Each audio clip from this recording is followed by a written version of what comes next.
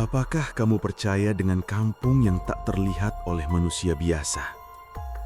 Inilah kisah nyata dari Arman, seorang pemuda miskin yang diajak temannya masuk ke hutan Kalimantan untuk berburu.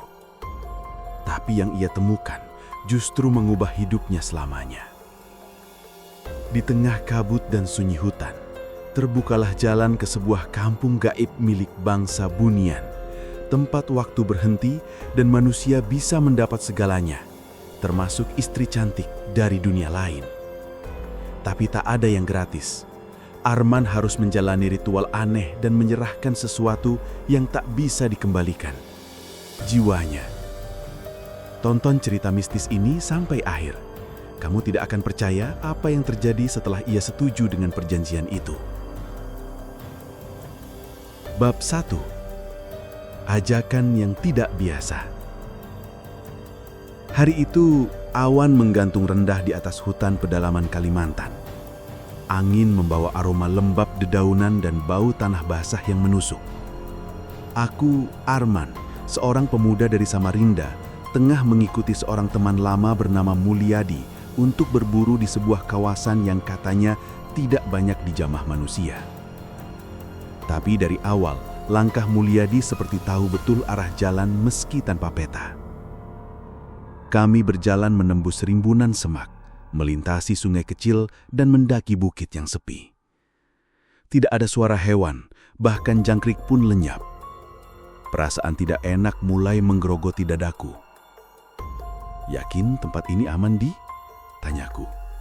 Mulyadi hanya tersenyum, matanya tidak berkedip. "Aman dan spesial. Kalau kau beruntung, bisa dapat istri cantik," jawabnya enteng. Kupikir ia bercanda, tapi saat kami berhenti di sebuah celah batu besar yang ditutupi lumut, Mulyadi menyuruhku duduk dan menunggu. "Aku harus bicara dulu dengan penjaganya. Kau diam saja di sini, jangan keluar lingkaran daun itu," katanya sambil menunjuk lingkaran dedaunan yang disusun seperti ritual. Aku mulai menyadari ada yang tidak biasa. Di sekitar lingkaran itu terdapat beberapa sesajen, potongan sirih, beras kuning, dan bunga 7 rupa. Aroma dupa menguar perlahan, entah dari mana asalnya. Mulyadi menghilang di balik celah batu dan aku benar-benar ditinggal sendirian. Waktu terasa beku. Suara alam perlahan kembali muncul, tapi dengan irama yang ganjil. Desiran daun, bunyi gemericik air, dan bahkan bisikan halus seolah berasal dari balik punggungku. Tapi setiap aku menoleh, tak ada siapapun.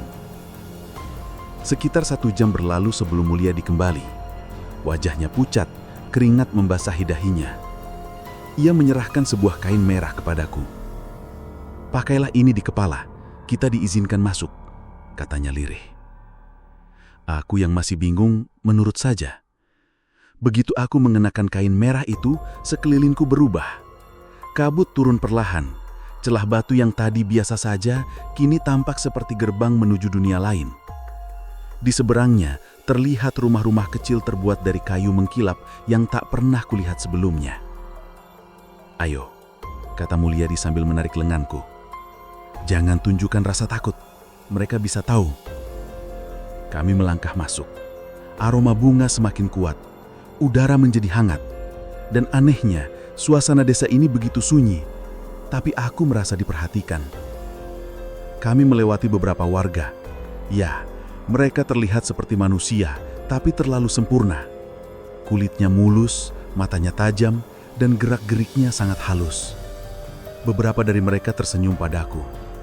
Salah satu dari mereka, seorang wanita dengan gaun putih panjang, menatapku dalam-dalam. "Dia akan menjadi istrimu jika kamu mau ikut ritualnya," bisik Mulyadi sambil menunjuk ke arah wanita itu. Aku tercekat. Cantik, tak nyata, tapi ini terlalu cepat. "Kau serius?" tanyaku pelan.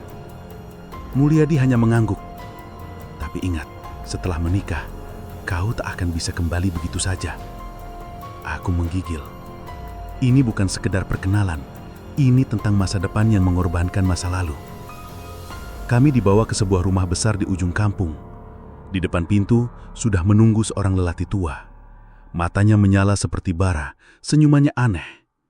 "Selamat datang manusia. Jika ingin istri kami, maka jiwamu harus terikat pada tanah ini." Aku mundur selangkah, tapi pintu rumah sudah terbuka sendiri, seolah mengundangku masuk. Dan di dalam, suara nyanyian mulai terdengar.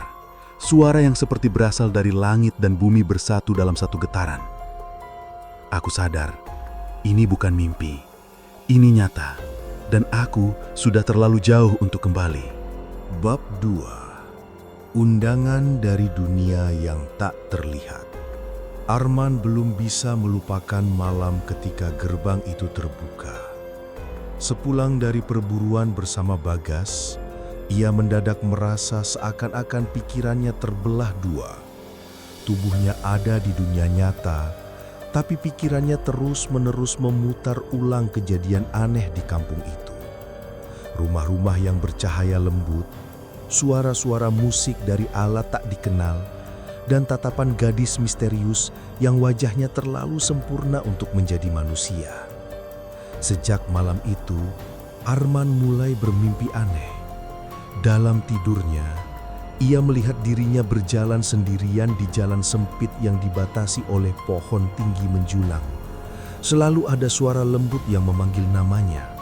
Suara itu perempuan, halus, penuh harap. Dan dalam setiap mimpi itu, ia selalu terbangun saat akan menyentuh gerbang kayu yang berukir dengan simbol aneh. Bagas memperhatikan perubahan temannya. "Kau kelihatan murung sejak pulang dari hutan. Mimpi itu terus datang ya?" tanya Bagas, yang kini tak lagi tersenyum seperti dulu. Ia tampak lebih serius dan pelan bicara. Arman mengangguk perlahan. "Aku merasa seperti mereka memanggilku kembali, terutama gadis itu." "Siapa dia, Gas?" Bagas menarik nafas panjang. "Namanya Lira. Dia putri dari salah satu sesepuh di kampung itu. Kalau kau melihatnya, berarti kau sudah terikat." "Terikat?" "Iya, tidak semua orang bisa melihat sosok seperti Lira. Mereka biasanya hanya tampak sebagai bayangan, angin, atau kabut. Tapi kau melihatnya jelas. Itu artinya mereka telah memilihmu." Arman merasa bulu kuduknya berdiri. Hatinya diliputi campuran rasa takut dan penasaran. Lalu, apa maksudnya semua ini? Bagas menunduk. "Mereka menginginkan kau menjadi bagian dari mereka. Tapi sebelum itu, kau harus menjalani ritual. Kau harus datang sendiri pada malam ke-13 sejak gerbang pertama dibuka. Itu aturan mereka." Dan malam ke-13 itu semakin dekat. Setiap malam Arman merasa dorongan untuk kembali semakin kuat, seperti ada tali tak kasat mata yang menariknya. Pada malam ke-10, ia kembali bermimpi. Tapi kali ini berbeda. Ia melihat dirinya berdiri di tengah lingkaran batu dengan puluhan makhluk tinggi berjubah mengelilinginya. Di depan mereka, Lira berdiri mengenakan gaun putih dengan mata bersinar. Ia mengulurkan tangan, lalu berkata, "Datanglah, atau kau akan kehilangan semuanya." Terbangun dengan nafas tersengal, Arman menatap langit-langit kamarnya yang basah oleh rembesan hujan. Jantungnya berdetak lebih cepat dari biasanya. Ia tahu itu bukan sekadar mimpi. Keesokan harinya, ia mencari Bagas, tapi rumah temannya kosong, tak ada jejak. Tetangga bilang Bagas dan keluarganya pergi sejak 2 hari lalu. Arman berasa seolah-olah ditinggalkan. Seolah-olah semuanya sudah disusun rapi untuk mendorongnya mengambil keputusan sendiri. Malam ke-12, suara dalam mimpinya makin keras. Ia tak bisa tidur. Bahkan saat mata terpejam, bayangan Lira dan cahaya kampung itu terus berputar dalam kepalanya. Tubuhnya menggigil seperti demam. Tapi saat melihat ke cermin, wajahnya biasa saja, justru lebih pucat dan matanya seolah tenggelam dalam kegelapan yang tak dikenal. Pada pagi hari ke-13, Seekor burung hitam besar hinggap di pohon depan rumahnya dan menatap tajam ke arahnya. Di kakinya tergantung secari kain putih kecil dengan tulisan yang tak dikenalnya. Tulisan itu berpendar lembut dan saat disentuh langsung lenyap menjadi abu. Arman merasa hari itu akan menjadi penentu segalanya. Ia mengambil jaket, senter, dan pisau kecil pemberian ayahnya. Tak lupa, ia memasukkan potret ibunya yang sudah meninggal ke dalam kantong dada. Saat matahari tenggelam di balik cakrawala, Arman melangkah masuk ke hutan. Kali ini sendiri, suara alam terasa berbeda. Sunyi, seolah hutan menahan nafasnya, menyambut tamu yang ditunggu-tunggu. Dan di bawah cahaya bulan, gerbang kayu berukir itu kembali muncul. Kali ini terbuka lebar. Di seberangnya, Lira berdiri menunggu, tersenyum. Bab 3. Pengikat janji yang tak bisa diingkari. Langkah Arman terasa berat saat melewati gerbang kayu berukir itu. Begitu kakinya menapak tanah di seberang sisi gerbang, hawa sejuk langsung menyergap. Bukan dingin biasa, melainkan semacam getaran yang meresap sampai ke tulang. Udara di kampung itu tak seperti udara di dunia nyata. Segalanya terasa lebih hening, lebih jernih, dan lebih lambat. Lira menghampirinya dengan senyum lembut. Ia mengenakan gaun putih panjang, rambutnya tergerai, dan matanya bersinar biru pucat. Di belakangnya berdiri dua wanita tua berkerudung perak yang hanya menatap Arman tanpa berkata apa-apa. "Kau datang tepat waktu," ujar Lira. "Malam ini kita mulai." Arman menelan ludah. Mulai apa? "Ritual penyambutan," jawab Lira, lalu menoleh pada dua wanita di belakangnya. "Kau telah melihat, mendengar, dan melewati batas. Kau tak bisa kembali jika tak menyelesaikannya." Ia tak menjawab, hanya mengikuti langkah mereka ke sebuah rumah panjang berarsitektur aneh, seperti perpaduan rumah Melayu, Jawa, dan sesuatu yang belum pernah Arman lihat. Dindingnya terbuat dari semacam kayu halus berkilau, namun memancarkan aroma bunga hutan yang tajam. Di dalamnya, puluhan makhluk berwajah pucat menyambutnya dalam diam. Semua mata tertuju pada Arman. Mereka tak berkedip, tak berbicara, tapi tatapan mereka dalam, seolah membaca seluruh isi kepalanya. Lira menggandeng tangan Arman dan membawanya ke tengah ruangan. Di sana, lantai kayu membentuk lingkaran dengan simbol-simbol berpendar biru tua. Di tengahnya, terdapat wadah batu berisi air bening dan 3 helai rambut wanita. "Letakkan tanganmu di atas air ini, ucapkan niatmu," ujar Lira. Arman ragu, tapi suara di dalam dirinya, suara yang entah dari mana, mendorongnya. "Aku ingin bersatu denganmu, menerima dunia ini, dan tidak kembali jika itu syaratnya." Begitu ucapannya selesai, udara mendadak berubah. Semua makhluk di sekeliling mulai bersenandung dalam bahasa yang tak dikenalnya. Ruangan bergetar pelan, dan dari wadah air muncul asap putih yang membungkus tangan Arman. Simbol di lantai menyala terang, membuat kepalanya pusing dan tubuhnya terhuyung. Seketika itu pula, ia melihat penglihatan lain, kilatan masa depan yang tak jelas.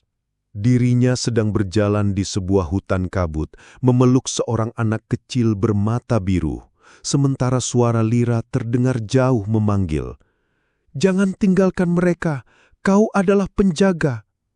Tubuhnya jatuh pingsan di tengah lingkaran. Saat sadar, Arman sudah berada di sebuah ruangan kecil dengan kasur empuk. Jendela terbuka menghadap danau biru kehijauan dan aroma rempah samar di udara. Di sisinya, Lira duduk sambil menggenggam tangannya.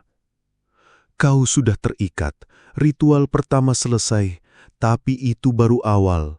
Masih ada 2 tahap lagi sebelum kau benar-benar bisa bersatu denganku, dan setiap tahap mengharuskanmu menyerahkan sebagian dari dirimu. Arman menatap mata Lira dalam. Bagian apa yang harus kuserahkan? Lira menggeleng perlahan.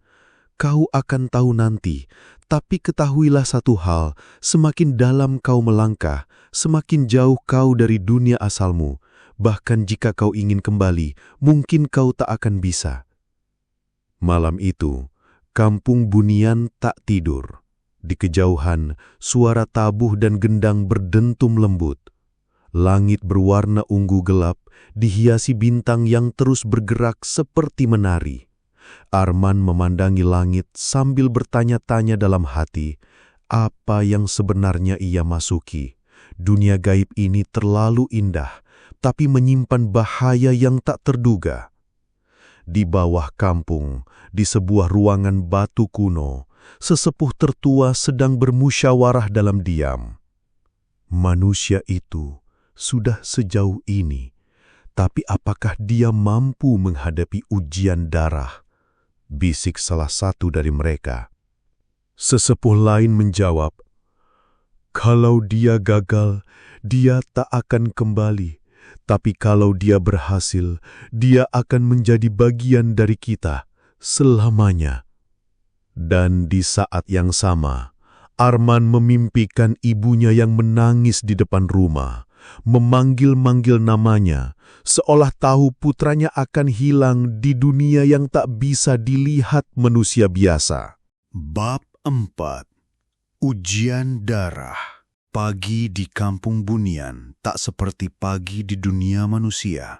Matahari tak pernah muncul, tapi sinarnya selalu cukup. Kabut tipis menggantung di antara pepohonan, seolah dunia ini hidup dalam senja abadi. Arman terbangun dengan tubuh berat dan rasa aneh di dada. Di luar jendela, suara bisikan terdengar samar seperti nyanyian yang diputar terbalik. Lira menyambutnya dengan pakaian merah marun yang tak pernah ia lihat sebelumnya. Wajahnya lebih pucat, matanya lebih dalam. Hari ini kita ke tempat para leluhur. Di sana kau akan menjalani ujian darah, ucapnya tenang. Kalau kau gagal, rohmu akan melebur dengan tanah. Kalau kau berhasil, ikatan kita akan dikukuhkan. Arman hanya mengangguk. Ia tak lagi bisa membedakan antara mimpi dan kenyataan. Sejak ritual semalam, pikirannya sering melayang, seolah sebagian dirinya sudah tak berada di sini. Mereka berjalan menuju sebuah lembah tersembunyi di balik pohon-pohon tinggi berlumut. Di lembah itu, berdiri batu-batu besar bertuliskan aksara asing, tersusun melingkar seperti altar. Di tengahnya ada kolam kecil berisi cairan merah kehitaman. Di samping kolam, sesepuh tua berjubah hitam menunggu dengan wajah tertutup kerudung dari rambut manusia. Letakkan tanganmu di atas air ini, ucap Lira. Biarkan darahmu jatuh dan biarkan para leluhur menilai keberanianmu. Arman menggigit bibir, lalu mengulurkan tangannya. Sesepuh itu mengiris pergelangan tangan Arman dengan belati putih. Darah menetes ke dalam kolam, lalu mendidih perlahan. Suara raungan aneh terdengar dari balik tanah. Tiba-tiba, tanah di sekitar batu bergetar, dan bayangan-bayangan keluar dari dalam kabut. Wajah-wajah samar, tubuh-tubuh yang bergerak melayang tanpa kaki. Mereka membentuk lingkaran, menatap Arman tanpa mata. Siapakah kau? Tanya mereka bersamaan. Suaranya menggema di kepala Arman. Aku manusia, jawab Arman, gemetar. Kenapa kau ingin menjadi bagian kami? Arman menatap Lira, lalu berkata, karena aku mencintainya, dan karena dunia manusia tak lagi memberiku tempat. Hening. Lalu, salah satu dari makhluk itu menghambur ke arah Arman dan menabraknya. Ia terlempar ke tanah, dan saat membuka mata, ia sudah berada di tengah hutan lebat dengan langit merah darah. Suara tangisan menggema dari segala arah. Ia berdiri, lalu melihat sesosok anak kecil duduk di antara akar pohon besar. Anak itu memanggil, "Ayah, bawa aku pulang!" Arman mengenali suara itu. Itu suara dari mimpinya. Anak bermata biru yang sering ia lihat. Tapi bagaimana bisa? "Aku anakmu, dari dunia bunian," ujal bocah itu. "Tapi kau harus memilih. Tetap di sini bersamaku dan ibuku, atau kembali dan melupakan segalanya." Seketika Arman merasa ditarik ke dua arah. Satu suara memanggilnya kembali ke dunia nyata. Suara ibunya yang merintih dalam doa. Satunya lagi adalah suara Lira yang kini menggenggam tangannya dan menariknya kembali ke altar. "Jangan tinggalkan aku," bisik Lira. Dengan napas tersengal, Arman membuka mata. Ia kembali di altar. Darahnya masih menetes. Para sesepuh masih berdiri. Tapi kini wajah mereka terlihat puas. Dia telah melihat masa depannya. Dia telah menyentuh keturunannya. Maka dia diterima. Arman hampir tak percaya. Bocah tadi, apakah itu benar anaknya? Ritual usai. Semua makhluk perlahan menghilang, menyatu kembali dengan kabut. Lira memeluk Arman erat. Satu tahap terakhir. Setelah ini, kita akan disatukan di hadapan Raja kami. Namun malam itu, ketika Arman tidur, ia memimpikan tanah kuburan yang kering dan sunyi. Di antara batu nisan, ada sebuah foto dirinya dengan tulisan, "Arman, hilang sejak 3 tahun lalu di hutan pungguk." Ia terbangun dengan keringat dingin dan jantung berdetak liar. "Aku belum lama di sini kan?" bisiknya. Tapi waktu terasa kacau. Ia mulai kehilangan jejak hari, atau mungkin tahun. Lira menatapnya dengan lembut, seolah tahu ketakutannya. Tak semua yang masuk bisa kembali. Tapi kau milikku sekarang, dan kau sudah menandatangani takdir dengan darahmu. Di kejauhan, gong panjang berdentum. Suara langkah kaki dari segala arah mendekat. Ritual pernikahan akan segera dimulai. Tapi apa Arman benar-benar siap? Bab 5. Pernikahan di bawah langit tanpa waktu. Langit di atas kampung Bunian berubah merah gelap, seperti luka yang menganga. Awan menggulung seperti asap dari kawah gunung, dan gong besar yang menggema sejak fajar tidak kunjung berhenti. Arman berdiri di pelataran batu, mengenakan jubah putih yang terasa berat seperti beban jiwa. Di sekelilingnya, para penghuni kampung Bunian berkumpul dalam keheningan yang menyesakkan. Lira berdiri di seberangnya, tersenyum tipis. Matanya tak lagi biru lembut seperti pertama kali mereka bertemu. Kini warnanya gelap, seperti sumur tanpa dasar. Ia tampak lebih dingin, lebih agung, dan lebih asing. Arman merasa jantungnya berdebar tak karuan, bukan karena cinta, tapi karena naluri takut yang tak bisa dijelaskan. Sesepuh tertua melangkah ke tengah, membawa kitab dari kulit ular dan rambut manusia. Di tangannya ada cawan dari tengkorak bayi. Dengan darah dan ruh, dengan tanah dan langit, ikatan ini kami restui. Kau, Arman, telah melewati semua ujian. Tapi sebelum ikatan ini sah, kau harus meninggalkan dunia lamamu sepenuhnya. Arman ingin berbicara, namun suara itu tak keluar. Lidahnya terasa mati. Lira menggenggam tangannya dan berbisik, "Jangan takut, ini cuma pengorbanan kecil. Nyawamu di dunia lama akan dihapus, tubuhmu di sana akan membusuk dengan damai."